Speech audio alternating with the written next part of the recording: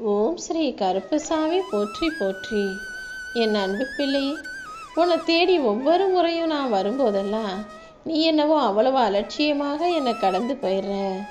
என்னை அற்பமாக நினைக்கிற அளவுக்கு நான் உன் வாழ்க்கையில் எதுவுமே செய்யாமல் இருந்துட்டனேன்ற எண்ணத்தை நீ எனக்குள்ளேயே உருவாக்கி விட்டாய் என் செல்லமே. இந்த கருப்பசாமி உனக்கு காவல் தெய்வமாகவும் குலதெய்வமாகவும் இருக்கிறேங்கிறத நீ மறந்துட்டாலும் உனக்கு காவலாக, உனக்கு துணையாக, உன் வாழ்நாள் முழுவதும் உனக்கு பக்கபலமாக நான் தான் இருக்கணுங்கிறத நான் ஒருபோதும் மறக்கவில்லை. அதனால தான் இந்த முறை மறுபடியும் உன்னை தேடி வந்தேன்.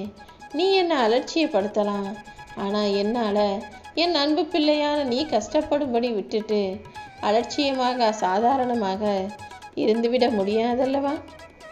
எப்போவுமே உன்னுடைய மூளையின் செயல்பாட்டை நீ துடிப்பாக சரியாக வச்சுக்கணும். நீ செய்கிற செயலை வேணும்னா அடுத்தவங்க தடுக்கலாம், அதை செய்ய விடாமல் இதை செய்ய விடாமல் தடுக்கலாம். ஆனால் உன் மூளையில் நீ யோசிக்கிறதையும் உன்னுடைய சிந்தனைகளையும் யாராலுமே தடுக்க முடியாதல்லவா? வாழ்க்கையில் யார் உனக்கு என்ன கஷ்டத்தை கொடுத்தாலும், எவ்வளவு பிரச்சனைகளை உருவாக்கினாலும், நீ உனக்கான சரியான நேரம் வர்ற வரைக்கும் எல்லா விஷயங்களையும் மனசுக்குள்ளே யோசித்து சரியாக திட்டம் போட்டு வச்சுக்கிட்டே இரு. உனக்கான நேரம் வரும்போது நீ அத்தனையையும் செயல்படுத்தி உன்னுடைய கனவுகளையும் அழகாக நனவாக்கிக்கலாம். நிச்சயமா நீ கஷ்டப்படும்படியோ தோல்வி அடையும்படியோ இந்த கருப்பசாமி விட்டுட மாட்டேன். நீ வாழ்க்கையில் ஜெயிச்சு நல்லா வாழணுன்றதுக்காக தானே நான் ஒவ்வொரு முறையும் உன்னை தேடி தேடி வருகிறேன். அடுத்தவங்க மனசு சந்தோஷமாக இருக்கிறதுக்கு நீ காரணமாக இருந்தீனா அது நல்ல விஷயந்தான்.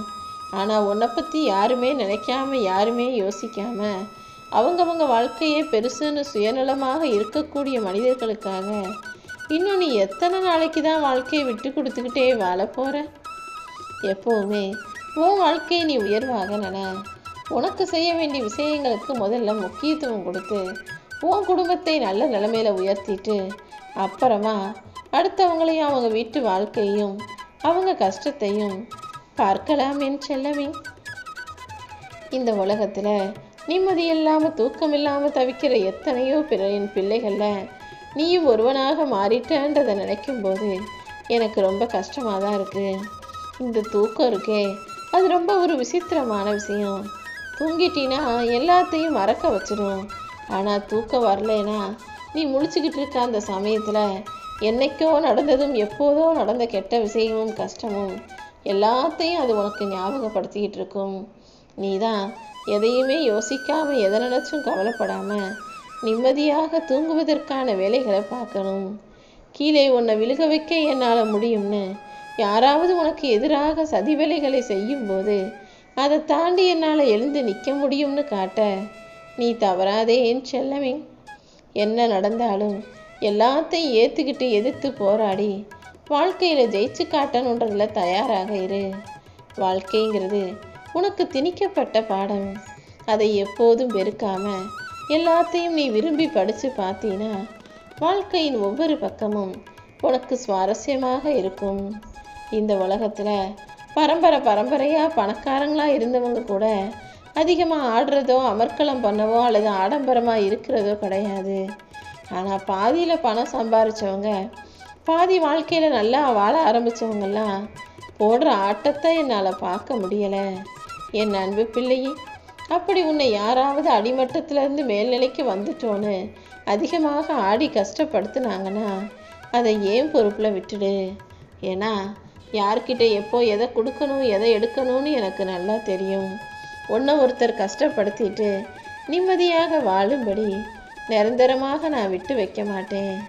நீ வாழ்க்கையில் எந்த அடிமட்டத்தில் இருந்தோன்றதை எப்போவுமே நினச்சி பார்த்துக்கிட்டு வாழ்க்கையில் எப்போதுமே அதிகமாக ஆடம்பரமாக ஆணவமாக அலையாமல் பொறுமையாக, அன்பாக, எளிமையாக, சிக்கனமாக வாழ பழகிக்கும்.